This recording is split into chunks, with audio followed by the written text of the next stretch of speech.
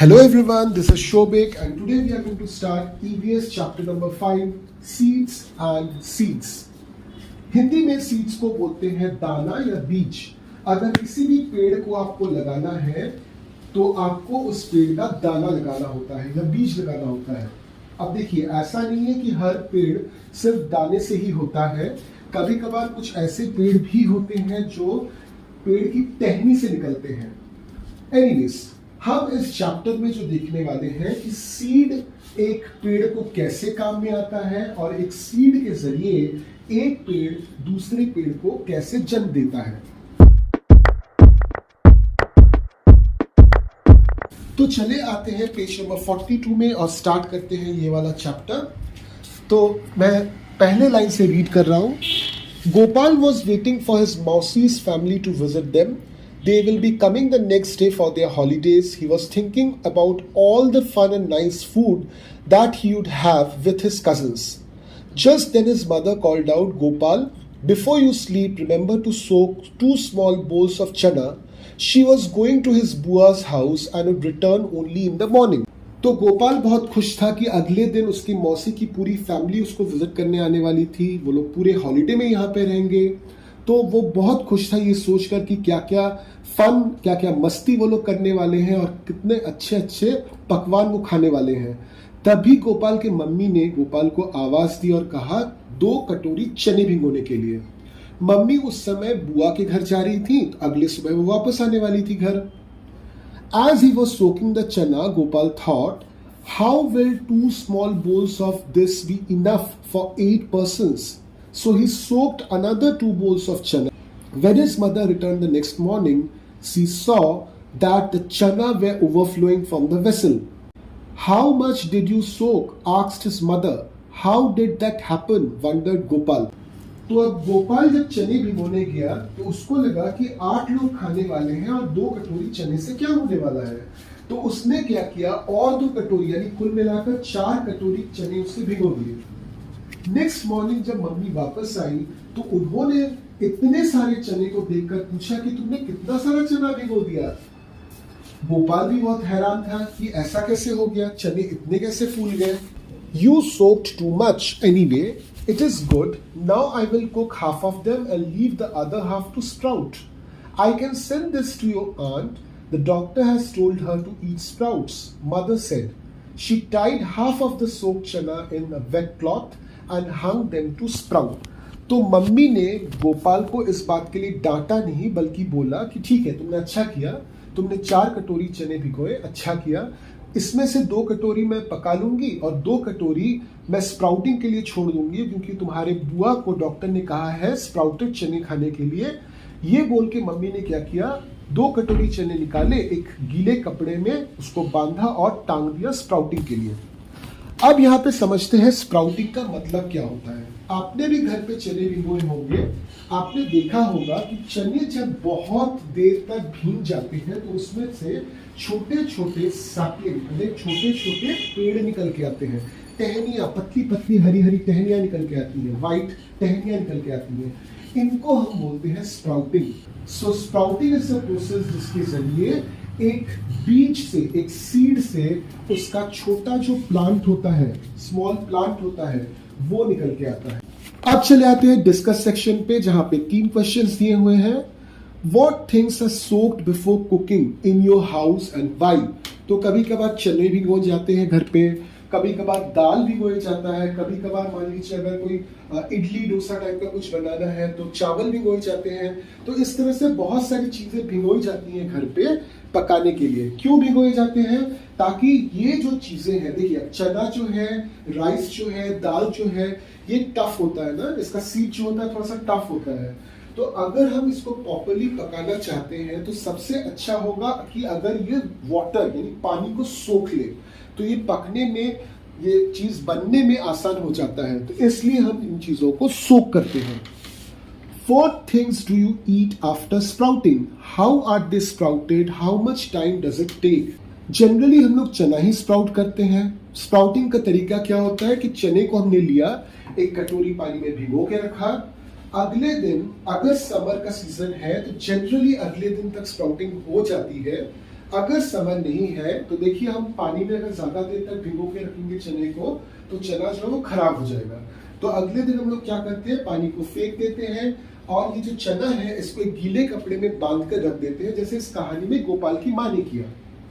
चलिए आते हैं थर्ड क्वेश्चन पे जो पूछा गया है, Has the doctor someone you know ever told you to eat sprouts? Why? See, sprouts are extremely good for health. Sprouts जो है वो extremely good for health होते हैं। फर्स्ट ऑफ ऑल तो स्प्राउटेड जो चने होते हैं उसमें कैल्शियम की मात्रा, आयरन की मात्रा बहुत ज्यादा होती है। तो स्प्राउटेड चने जो होते हैं बहुत ही गुड फॉर हेल्थ है। तो अगर आपको किसी ने एडवाइस नहीं किया है तो आप इसको आज से खाना शुरू कर दीजिए, तो आपको इससे बहुत फायदा मिलेगा। तो चले आते हैं पेज नंबर 43 में do this and find out section में। यहाँ पे एक एक्टिविटी दी गई है बेसिकली। तो एक्टिविटी क्या है मैं आपको समझा देता हूं। आपको क्या करना है, करीबन 15 चने लेने हैं और 3 बोल्स लेने हैं। पहले बोल में आप पानी भर दीजिए और वहां पे 5 चने रख दीजिए। अगले बोल में या तो रुई, कॉटन जो होता है रुई, या फिर एक कपड़ा, उसको अच्छी तरह से गीला कीजिए और उसमें 5 चने रख दीजिए। और तीसरे बोल में आपको कुछ नहीं रखना है, सिर्फ 5 चने रखने हैं। अब तीनों बोल को ऊपर से कवर कर दीजिए। इस तरह से इन तीनों बोल्स को करीबन 2 दिन तक बिना छुए छोड़ दीजिए। और यहाँ पे जो टेबल बना हुआ है उस टेबल में अब एंटर कीजिए वैल्यूज। तो देखिए यहाँ पे टेबल में क्या क्या क्वेश्चन पूछा है। तो टेबल में देखिए क्या है, पहला क्वेश्चन है are the seeds getting air. तो बोल नंबर 1 में नो लिखा है, बोल नंबर 2 में यस लिखा है, बोल नंबर 3 में यस लिखा है। आपने क्या किया है, तीनों को कवर किया है। ठीक है, तो कवर जब आप कर रहे हो तो ऑब्वियसली बोल नंबर 3 में हवा है, बोल नंबर 2 में भी हवा है, मगर बोल नंबर 1 चूंकि आपने पूरा भर दिया है पानी से तो उसमें हवा नहीं है। चले आते हैं सेकंड क्वेश्चन पे, are the seeds getting water. तो बोल नंबर 1 ऑब्वियसली पानी में डुबोया हुआ है तो उसका तो आंसर यस ही होगा। बोल नंबर 2 में भी जो आपने कॉटन रखा है, कपड़ा रखा है, वो गीला है तो ऑब्वियसली जो सीड्स है उनको पानी मिल रहा है तो इसका भी आंसर यस होगा। जबकि बोल नंबर 3 पूरी तरह से खाली था तो उसका आंसर होगा no. What changes did you see? बोल नंबर 1 और 2 में आप देखोगे, बोल नंबर 1 में थोड़ी सी हल्की सी स्प्राउटिंग होगी क्योंकि उससे पानी बहुत ज्यादा है तो स्प्राउटिंग में टाइम लगेगा। बोल नंबर 2 में स्प्राउटिंग हो जाएगी, जबकि बोल नंबर 3 में कोई चेंज नहीं आएगा क्योंकि स्प्राउटिंग मतलब क्या, एक नए पेड़ का जन्म होना। And you know in order for plants to take birth they require water, और आपने तो वाटर दिया ही नहीं है यहाँ पे। चले आते हैं अगले क्वेश्चन पे जिसमें बोला गया है कि हैव द सीड्स स्प्राउटेड। तो बोल नंबर 1 में यस होगा, 2 में यस होगा, 3 में नो होगा। अब पेज नंबर 43 के टेल एंड राइट सेक्शन में चले आते हैं। In which bowl did the seed sprout, what difference did you see in this bowl and the other bowls, and why did Gopal's mother tie the chana in the damp cloth. दोनों का answer मिला जुला है इन दोनों क्वेश्चंस का। देखिए बोल number 1 में आपने पूरा पानी भरा था, उसमें आपने 5 चने छोड़े थे, तो इसमें स्प्राउटिंग होगी मगर बहुत कम क्योंकि पानी बहुत ज्यादा है। बोल नंबर 3 में पानी है ही नहीं तो वहां पे स्प्राउटिंग होगी नहीं। जबकि बोल नंबर 2 में हवा भी है, पानी भी है, क्योंकि आपने गीला कपड़ा या गीला कॉटन रखा है तो वहां पे हवा भी मिल रहा है, पानी भी मिल रहा है, तो यहाँ पे ही प्रॉपर स्प्राउटिंग होगी। और इसी वजह से गोपाल की मम्मी ने क्या किया था, जो चने रात भर भीगे थे जिसमें ऑलरेडी पानी है उसको उन्होंने निकाल के एक गीले कपड़े में टांग के रख दिया था। तो उससे क्या होता है कि हवा भी मिल रही है, जितनी जरूरत है उतनी पानी मिल रही है, तो प्रॉपरली स्प्राउटिंग हो जाती है।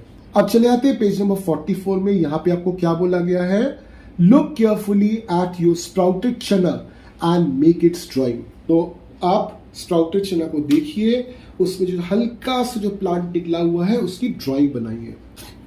अब इसके ऊपर देखिए एक मसूर दाल दिख रहा है आपको और वो कुछ कह रहा है आपसे, when you split the whole masoor you get me masoor dal, but then you can not sprout me, can you think why. तो यहां पे एक बहुत बढ़िया क्वेश्चन है। एक मसूर का जो दाना है, मसूर दाल हम खाते हैं, उस मसूर दाल के दाने को आप लीजिए, उसको बीचों बीच काटिए। अब जो मसूर दाल का ये जो पोर्शन है, काटा हुआ जो पोर्शन है, उसको आप स्प्राउट करने की कोशिश कीजिए, वो स्प्राउट होगा ही नहीं। क्यों?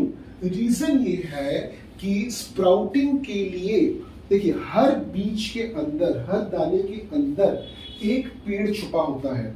अगर आपने दाल को बीचों बीच काट दिया तो आपने क्या किया, उस पेड़ को ही काट दिया। अगर उसमें पेड़ है ही नहीं तो वो स्प्राउटिंग कहां से होगी। तो अब पेज नंबर 44 में एक प्रोजेक्ट दिया हुआ है, प्लांट योर सीड्स। मैं आपको प्रोजेक्ट एक्सप्लेन कर देता हूं। नीचे एक टेबल है, उस टेबल को आपको इस प्रोजेक्ट के हिसाब से फिल करना है। तो प्रोजेक्ट में क्या है, आपको एक मिट्टी का जो गमला होता है, क्ले पॉट, वो लेना है, या फिर अगर आपके घर में मिट्टी का गमला नहीं है तो कोई टिन का अगर कोई कैन है, ऊपर का कटा हुआ, ऊपर का पोर्शन कटा हुआ, जिसको हम लोग मुंह बोलते हैं कैन का, वो वाला कटा हुआ, उसको भी आप ले सकते हो। उसमें मिट्टी भरिए। मिट्टी भरने के बाद एक ही तरह के 6-7 दाने लीजिए। तो मान लीजिए आपने मेथी लिया तो मेथी के 6-7 दाने लीजिए, या फिर आपने सरसों लिया जिसको मस्टर्ड बोलते हैं तो उसके 6-7 दाने लीजिए, और उसको उस मिट्टी में हल्का थोड़ा सा उंगली से धकेल के हल्का सा धसा दीजिए। अब इस हालत में आपका जो पॉट है वो तैयार हो गया।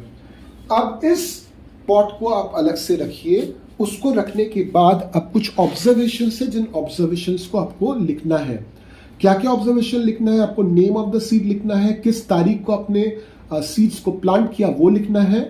अब आपको धीरे धीरे धीरे धीरे हर दिन इसको नोटिस करना है, और ये टेबल जो है वो भरना है कि किस डेट पे आपका प्लांट उस सीड से निकला, उसकी हाइट कितनी है सेंटीमीटर्स में, कितने लीव्स आपको दिख रहे हैं, और कोई चेंज दिख रहा है कि नहीं। तो इस तरह से करके ऑलमोस्ट 3-4 दिन तक आपको ये नोटिस करना है। तो आप क्या देखोगे कि आपने जो गमले में जो सीड्स डाले उसमें से छोटा छोटा छोटा छोटा प्लांट निकल के आ रहा है। चले आते हैं पेज नंबर 45 में, फाइंड आउट सेक्शन में। How long did it take for the plant to come out from the soil. 1 या 2 दिन लगता है। What was the difference in the height of the plant on the first and second day? आप नापिए, first day कितना height है, second day कितना height है, difference निकालिए। On which day the height of the plant increase the most. अब देखिए, आप तो लिख रहे हो ना, तो किस दिन सबसे ज्यादा बड़ा हुआ वो plant. Did new leaves come out of the plant every day. क्या हर दिन उस प्लांट से नए नए पत्ते आ रहे हैं। Was there any change in the stem of the plant. उस पेड़ की टहनी में, छोटी सी जो पेड़ निकली उसकी टहनी में क्या कोई चेंज आ रहा है। तो ये चीजें आपको एक्सपेरिमेंट से देखनी है और इन चीजों को आपको नोट डाउन करना है। पेज नंबर 45 के डिस्कस सेक्शन में चले आते हैं। Which seeds took the most number of days for the stem to come out from the soil? तो ये जो एक्टिविटी है ये ग्रुप एक्टिविटी है। आप ये कर सकते हो कि एक साथ 3-4 गमला लेकर हर एक गमले में अलग अलग आप सीड डाल सकते हो, या फिर आप 3-4 दोस्त मिलकर हर दोस्त एक एक तरह का सीड अपने अपने गमले में डाल सकता है। तो आपको कंपेयर करना है कि कौन सा सीड या किस सीड का प्लांट सबसे पहले आया। Which seed took the least days to come out from the soil? कौन सा सीड है जिसका पौधा सबसे धीरे निकला। Which seeds did not grow at all and why?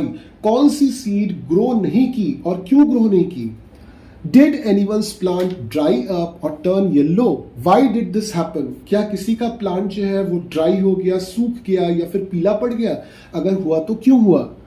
What would happen if the plants do not get water? क्या हो अगर इन प्लांट्स को हम पानी ना डालें। अब देखिए, आपने जो पूरा एक्सपेरिमेंट किया, मैंने आपको क्या बोला, सीड को सिर्फ मिट्टी में गाड़ना है। मैंने आपको बिल्कुल नहीं बोला कि सीड में पानी डालना है। अब मिट्टी में जो है ऑलरेडी पहले से पानी रहता है, तो उतने पानी को लेकर ही सीड को नया प्लांट का बर्थ दे देना चाहिए। मगर याद रखिए, एक बार जब नया प्लांट चला आएगा तो उसको पानी की जरूरत पड़ेगी, और हो सकता है कि आपके मिट्टी में उतना ज्यादा पानी ना हो। तो अगर नए प्लांट को मिट्टी से उतना ज्यादा पानी नहीं मिलता है जितनी उसकी जरूरत है, तो वो जो नया प्लांट है वो सूखना शुरू कर देगा और धीरे धीरे धीरे धीरे पीला पड़ना शुरू कर देगा। तो जब भी आप देखिए कोई भी प्लांट अगर पीला पड़ रहा है, इसका मतलब क्या, उसको प्रॉपर वाटर नहीं मिल रहा। अब चले आते हैं पेज नंबर 45 के और एक सेक्शन पे जिसका नाम है straight from heart. What is inside the seed, how does a big plant grow from a tiny seed. तो सीड के अंदर एक अनबॉर्न बेबी प्लांट होता है। जब भी इस सीड को प्रॉपर कंडीशंस मिलते हैं, प्रॉपर कंडीशंस मतलब proper sunlight, proper air, proper water, proper soil, अगर ये 4 कंडीशंस मीट हो जाते हैं किसी सीड को, तो उस केस में क्या होगा कि उस सीड से जो बेबी प्लांट है वो निकल के बाहर आता है। जब तक इस बेबी प्लांट को इन फ्यूचर ये 4 कंडीशंस मिलते रहें, वो बेबी प्लांट जो है धीरे धीरे बड़ा होगा। आपको तो पता ही है, आपने क्लास 4 में पढ़ा है कि प्लांट्स की पत्तियों में there is a chemical which is known as chlorophyll. तो इस क्लोरोफिल के जरिए, अपने रूट के जरिए वो नीचे से मिट्टी से जो भी मिनरल्स है, वाटर है, वो लेता रहेगा। क्लोरोफिल्स के जरिए वो सनलाइट को ट्रैप करता रहेगा। पत्तों के जरिए वो अपना फूड जो है वो बनाता रहेगा। तो जब तक प्रॉपर कंडीशंस उस प्लांट को मिलते रहे, वो प्लांट धीरे धीरे धीरे धीरे बड़ा होता रहेगा। जिस तरह से हम एकदम बचपन से, एकदम छोटे से हम धीरे धीरे बड़े होते हैं, प्रॉपर कंडीशंस मिलने पर हम प्रॉपरली ग्रो करते हैं, ठीक वही चीज प्लांट्स के बारे में है। अगर उनको प्रॉपर कंडीशंस मिलती रहे तो वो अपना धीरे धीरे धीरे धीरे बड़ा होते रहेंगे। Now come to page number 46, think and imagine What would happen if plants could walk, draw a picture? बहुत अच्छी बात है ना कि अगर प्लांट्स चलना शुरू कर दे। एनीवेज, ये तो सोचने की बात है, ये तो इमेजिन हम लोग को करने के लिए कहा गया है। इमेजिनेशन में तो हम कुछ भी कर सकते हैं। तो आप एक ड्राइंग बनाइए जिसमें पेड़ चल रहा है। Now come to the next section of page 46. Find out. Do some plants grow without seeds? बिल्कुल हो सकता है। हमने शुरू में ही कहा था कि हमेशा सीड के जरिए ही नया प्लांट नहीं आता। कभी कभार सीड के अलावा भी कुछ ऐसे पार्ट्स होते हैं प्लांट के जहां से नया प्लांट आना पॉसिबल है। Take an example of potato, आलू। अगर आपको पोटैटो का पेड़ लगाना है तो आपको क्या करना पड़ता है, जो पोटैटो है उस पोटैटो को काटकर, हाफ पीस में काटकर उसको मिट्टी के अंदर आप गाड़ दीजिए, तो वहीं से नया प्लांट आपका निकल के आ जाएगा। Now there is a very interesting information which is given in page number 46 under the section plants which hunt. हमेशा ऐसा जरूरी नहीं है प्लांट्स जो है अपने क्लोरोफिल के जरिए फूड बनाए। तो हम लोग जनरली क्या जानते हैं कि plants are manufacturers, producers of food. वो खाना बनाते हैं जिस खाने को खाकर बाकी जो जितने भी लिविंग बींग्स हैं डायरेक्टली इनडायरेक्टली उसी खाने को खाकर जिंदा रहते हैं। मगर हमेशा प्लांट्स जो है वो खुद खाना नहीं बनाते। हमेशा प्लांट्स जो है वो प्रोड्यूसर नहीं होते हैं। कभी कभार प्लांट्स डायरेक्टली किसी चीज को खाते भी हैं, डायरेक्टली कंज्यूमर्स भी होते हैं। तो let us see this information. There are some plants which trap and eat frogs, insects and even mice. The pitcher plant is one such plant. It is found in Australia, Indonesia and Meghalaya in India. It has pitcher-like shape and the mouth is covered with a leaf. The plant has a special smell that attracts insects to it. When the insect lands on the mouth of the plant, it gets trapped and cannot get out. What a clever way to hunt. तो ये pitcher plant करता क्या है, ये generally Australia, Indonesia और India के मेघालय में पाया जाता है। ये पिचर प्लांट करता क्या है, ये अपना एक अलग स्मेल रखता है, जिस स्मेल से इंसेक्ट्स जो है इसकी तरफ अट्रैक्टेड हो जाते हैं। तो the moment insect will sit on this particular plant, what it will do is, ऊपर उसका एक ढक्कन टाइप का रहता है खुला हुआ, जैसे ही कीड़ा बैठे वो ढक्कन बंद हो जाता है, वो कीड़ा जो है हमेशा के लिए ट्रैप हो जाता है प्लांट के अंदर। और ये प्लांट का जो मुंह है और इस प्लांट का जो फ्लावर है बेसिकली एक पिक्चर, एक घड़े जैसा दिखता है, इसलिए इसका नाम पिक्चर प्लांट है। तो उस पिक्चर में इमीडिएटली जैसे कीड़ा बंद हो जाता है तो बहुत तरह के केमिकल्स निकल के आ जाते हैं और इस कीड़े को डाइजेस्ट कर लेते हैं। Now we come to the section so many seeds. How many type of seeds can you collect? Where will you find them? Each of you should try to collect as many different type of seeds as you can. After that, put all the seeds collection together. Now observe these seeds carefully. Their shapes, sizes, colors, texture. Make a seed chart to put them in the class. You can start with the table like this. यहाँ पे एक activity दी गई है, आपको और आपके सभी दोस्तों को एक साथ मिलकर करना है कि जितने भी तरह के सीड्स आपको मिले सब सीड्स कलेक्ट करना शुरू कर दीजिए और सब सीड्स कलेक्ट करके एक कॉमन जगह पे उसको स्टोर कीजिए। आपको दिखेगा कि हर एक सीड का जो कलर होता है, टेक्सचर मतलब टच जो होता है, और हर एक सीड का जो शेप होता है वो अलग अलग होता है।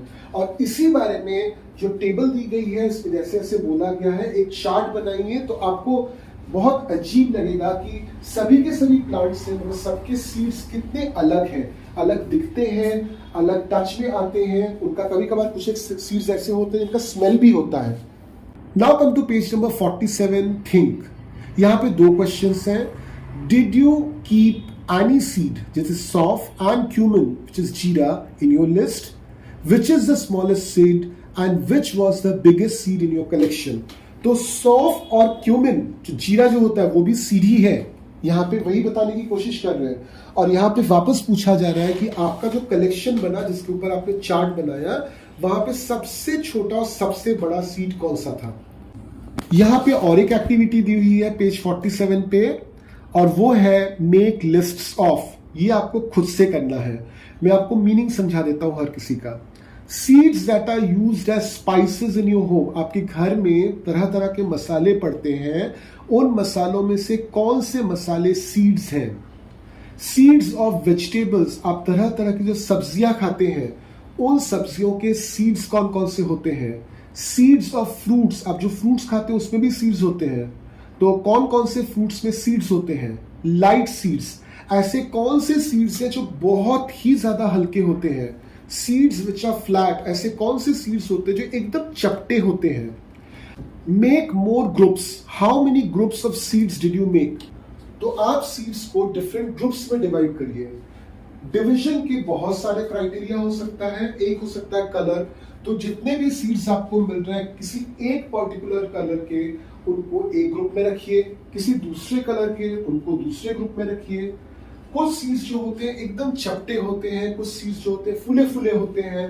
तो इस तरह से आप तरह तरह के ग्रुप्स ऑफ सीड्स बना सकते हो। Do you know any games that you can play with seeds, discuss with your friends. ये आप बहुत ध्यान से सोचिए, कोई ऐसा खेल गेम आपने देखा है क्या जिसमें सीड के जरिए वो गेम खेला जाता है। तो ये जितने भी क्वेश्चंस हैं इनका आंसर आप खुद खोजिए। अगर आपको इनका आंसर नहीं मिलता कोई प्रॉब्लम नहीं है, मैं जब चैप्टर नंबर 6 पढ़ाऊंगा तो वहां पे इन सभी का आंसर मैं दे दूंगा। तो अब चले आते हैं नेक्स्ट सेक्शन पे, that is wandering seeds. Plants can not move around, once they grow they remain in the same place but their seeds are great travellers. Plants एक ही जगह पे रहते हैं, वो वहां से मूव नहीं कर पाते। हाँ, प्लांट्स का मूवमेंट जो है वो आप समझ पाओगे कि प्लांट्स चौड़े हो जाते हैं जितने बड़े होते हैं, उनकी टहनी जो है वो उतनी चौड़ी हो जाती है, वो हाइट में बढ़ते हैं। तो इस तरह का मूवमेंट प्लांट्स में देखा जाता है। बल्कि जो मूवमेंट जिसकी हम बात कर रहे हैं कि चल के एक जगह से दूसरी जगह जाना, that is impossible with plants. मगर इनका जो सीड होता है वो बहुत ट्रैवल करता है यहाँ से वहां।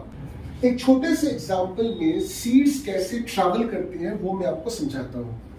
आप गए कश्मीर, वहां पे आपने कश्मीरी सेब देखे, एप्पल्स देखे, आपने वहां से 1 केजी एप्पल खरीदा और उसको लेके आगे आपके घर, आपका घर है सपोज मुंबई में, तो आप कश्मीर के जो एप्पल्स हैं उसको लेकर आप मुंबई पहुंच गए। अब ये एप्पल जब आप खाओगे तो क्या करोगे, एप्पल का जनरली हम लोग क्या करते हैं, उसका जो सीड होता है उसको निकाल के फेंक देते हैं। तो आप जब मुंबई में बैठकर इस एप्पल को खा रहे हो और उसका सीड आपको नहीं खाना, तो आपने क्या किया कि उसका सीड जो है उसको आपने मे बी एक पॉट में या फिर मे बी आपका एक गार्डन है, आपके गार्डन में आपने लगा दिया। कुछ दिनों बाद आपको ये दिखा कि उस सीड से एक एप्पल ट्री का बर्थ हो चुका है। तो यहाँ पे क्या हुआ, वो प्लांट जो है वो कहाँ है, अभी भी कश्मीर में है। उस प्लांट का जो बच्चा है वो कहाँ पे है, अभी उस सीड के जरिए आ गया आपके पास मुंबई में, आपने उसको मुंबई में लगाया तो उसका बच्चा जो है अभी कहाँ पे है, मुंबई में। This is the way in which plants reproduce, यानी प्लांट्स जो है अपने बच्चे को जन्म देते हैं। तो प्लांट्स के पास जो सीड होते हैं वो सीड कहाँ पे होते हैं, प्लांट्स के फ्रूट्स में होते हैं। तो जब भी कोई इंसान या फिर कोई एनिमल जब इन फ्रूट्स को खाता है, इन फ्रूट्स के अंदर जो सीड होता है वो सीड उस एनिमल के साथ ट्रैवल करके एनिमल जहां पे भी उस सीड को फेंकेगा वहां पे वो सीड गिरता है। अगर वहां पे गिरने के बाद उस सीड को प्रॉपर कंडीशंस मिल जाए तो वो सीड वहीं पे एक नए प्लांट को बर्थ दे देता है। So this is how plants reproduce. और ये जो प्रोसेस है, ये प्रोसेस को हम लोग बोलते हैं सीड डिस्पर्सल। इस प्रोसेस को हम लोग बोलते हैं seed dispersal. So what is seed dispersal? It is a process by which seeds of a plant move from one place to another with help of animals or maybe insects. तो animals और insects के जरिए seed एक जगह से दूसरी जगह move कर जाता है। This is seed dispersal. Now come to a story which is there in page number 48. This happened in 1948. One day George Mestral came back from a walk with his dog. He was amazed to find seeds sticking over all his clothes and on his dog's fur. He wondered what made them stick. He also observed these seeds under the microscope. He saw that the seeds had many tiny hooks which got stuck to the clothes or fur. This gave Mestral the idea of making Velcro. He made material with similar tiny hooks that would stick. Velcro is used to stick together many things like clothes, shoes, bags, belts and many more. What a way to take inspiration from nature. तो Velcro तो आपने देखा ही होगा। एकदम छोटा जो बच्चा होता है उसका जो शू होता है, तो उतने छोटे बच्चे का तो हम शूलेस नहीं बांध पाते, तो वहां पे उसके जूते में आप देखिएगा एक पार्ट होता है जिस पार्ट को दूसरे पार्ट पे लगा देने से वो चिपक के रह जाता है। इसको हम लोग बोलते हैं वेल्क्रो। अब वेल्क्रो जो है वो सिर्फ शूज में नहीं रहता, वो बहुत समय हम लोग के क्लोथ्स में रहता है, स्पेशली जैकेट्स वगैरह में रहता है। ओके, हमारे कभी कभार बुक्स कॉपीज में रहता है, कुछ कॉपीज में वेल्क्रो लगा होता है। तो वेल्क्रो कैसे बना, तो यहाँ पे उसकी कहानी दी हुई है। तो एक पर्सन थे जिनका नाम था जॉर्ज मेस्ट्रल। एक दिन वो अपने कुत्ते को लेकर घूमने निकले। 1948 की कहानी है ये। जब वो घूम घाम के वापस आए तो उन्होंने देखा कि उनके कपड़ों पे एज वेल एज कुत्ता का जो फर होता है ना, तो उस पे कुछ फल लगे हुए थे, कांटेदार फल लगे हुए थे, जिसको उसने माइक्रोस्कोप के अंदर देखा, कुछ कांटेदार फल लगे हुए थे। तो वो चीज देखकर उसको बहुत मजा आया कि अच्छा, ऐसा अगर कुछ कांटेदार रहा तो दूसरे चीज के साथ चिपक सकता है। तो इसी चीज का आइडिया लेकर उन्होंने वेल्क्रो बनाया। तो यहाँ पे समझने की कोशिश कीजिए, जो बात आपको मेनली बताई जा रही है कि जो सीड्स होते हैं, नेचर जो सीड्स बनाता है वो तरह तरह के सीड्स बनाता है। सब सीड्स एक जैसे क्यों नहीं होते? सब सीड्स एक जैसे नहीं होते क्योंकि हर एक सीड का जो डिस्पर्सल होता है वो अलग अलग होना होता है। सो से फॉर एग्जांपल, जिस सीड की अभी हम बात कर रहे हैं, इस सीड में कांटे लगे, तो कुछ सीड्स ऐसे होते हैं कि जिनमें कांटे बने होते हैं, एनिमल्स के शरीर पे ये चिपक जाते हैं और बाद में कहीं और जाके गिर जाते हैं और वहां पे एक नया पेड़ आ जाता है। ठीक उसी तरह से कुछ सीड्स बहुत हल्के होते हैं। से फॉर एग्जांपल कॉटन का सीड, कॉटन का सीड बहुत हल्का होता है। जोर हवा चलने पर ये सीड जो है वो तैर के एक जगह से दूसरी जगह चला जाता है, वहां गिर के फिर से एक नया कॉटन का पेड़ तैयार हो जाता है। फिर चले आइए पेज नंबर 49 पे। यहाँ पे देखिए 3 पिक्चर्स दिए हुए हैं कि किस तरह से सीड डिस्पर्सल होता है। तो स्क्विरल दिया गया है जो एक सीड को खा रहा है, खाते खाते कहीं पे जाके फेंक देगा, हो गया सीड डिस्पर्सल। एक बर्ड दिया हुआ है, वो बर्ड अपने बीक में, अपने चोंच में एक फल को लेके उड़ रहा है। मे भी कुछ देर उड़ने के बाद उसके मुंह से वो फल नीचे गिर जाएगा, तो वहां पे हो गया सीड डिस्पर्सल। ये नारियल जो है, ये नारियल जो है, नारियल का पेड़ आप देखिएगा जनरली समुद्र के किनारे या फिर किसी भी वाटर बॉडी के किनारे होता है। तो नारियल जब पानी में गिरता है तो पानी में बहकर ये दूसरी जगह पे चला जाता है और वहां पे नारियल का नया पेड़ चला आता है। तो चलिए ये पेज 49 पे ये जो डायग्राम है उसके नीचे 3 क्वेश्चंस है। चले आते हैं फर्स्ट वाले में। Some plants spread their seeds over long distances. When the soybean pods are ripe, they burst and the seeds are thrown out. Have you ever heard their sound? अब देखिए, ये साउंड तो आप तभी सुन पाएंगे जब आपके घर के आसपास कहीं पे इस तरह का प्लांट होगा। अदरवाइज अगर आपके घर के आसपास कोई ऐसा प्लांट नहीं है तो मैं आपको बता देता हूँ, कुछ ऐसे प्लांट्स होते हैं जिसके सीड्स जो होते हैं एक पॉड में होते हैं। तो पॉड मतलब क्या? आपने देखा होगा मटर के जो दाने रहते हैं वो एक साथ एक हरे रंग के कवरिंग के अंदर होते हैं। इस कवरिंग को बोलते हैं पॉड। तो बहुत सारे ऐसे पेड़ होते हैं जिनके सीड्स जो है पॉड में रहते हैं। जब ये पॉड सूख जाते हैं तो खुद ब खुद ये फट जाते हैं। और जैसे ये फटेंगे तो क्या होता है, अंदर से जो सीड है वो बिखर के थोड़ा सा दूर गिर जाता है। So that is also a way of seed dispersal. अब यहां पे देखिए किसी भी एनिमल या इंसेक्ट की जरूरत नहीं पड़ी। Come to the second question. Think what would happen if seeds did not spread and remained at one place only.